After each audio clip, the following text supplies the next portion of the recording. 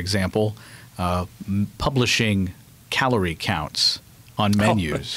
It's another of my favorite examples. It's not clear how people are going to be sort of incented to make a choice about what to buy. There is some evidence that males, I mean, you just know this would be young males, actually will order things with more calories once it becomes explicit through calorie counts on the menu, which are the really rich things. They say, hey, I never realized that's probably going to be good, and I wouldn't have tried that, and it's got 900 calories.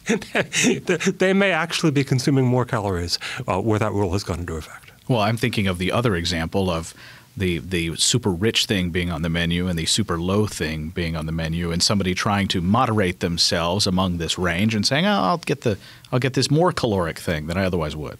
People negotiate guilt in many ways, and as you say, picking a middle course is often among them. It's one of the reasons why we wonder about the harm reduction programs. Again, there's the evolutionary approach of saying let people try a lot of different approaches, including the thriving literature that we have about what are the best ways to keep your weight down, what are the best ways to save for retirement. Anyone who wants information on that, which consists of much of the population, has a fantastically large literature proffering different points of view, or short-circuiting that debate by having the government say, look, we know how to diet, do it this way, we know how to save, do it that way.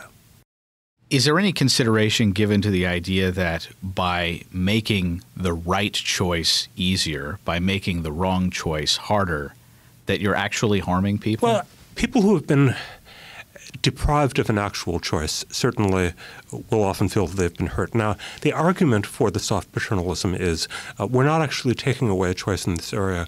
We're forcing people to consider the consequences by slapping on a warning label or changing a default rule, but they can still pick the other side of the default. These are the arguments. And there's a number of responses to that.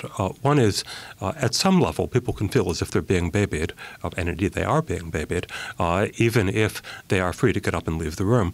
But secondly, the theory that warning labels and prescriptions of default rules and so forth are cost-free is one that does not survive very much exposure to how regulatory programs actually work in Washington. It is true that sometimes they are cheaper than a substantive prescription of you can't have this thing anymore.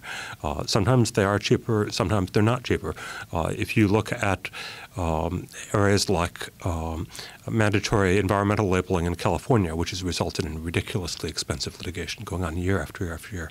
If you look at the problems for safety data sheets for chemicals, and by chemicals I mean things like dish soap that increasingly are pushed out to school classrooms and all sorts of places where people didn't used to need paperwork before buying some Dove liquid to wash the dishes with. It's only in the classroom that you can imagine that these things are cost-free. In practice, they will often make the difference between a lot of choice and less choice.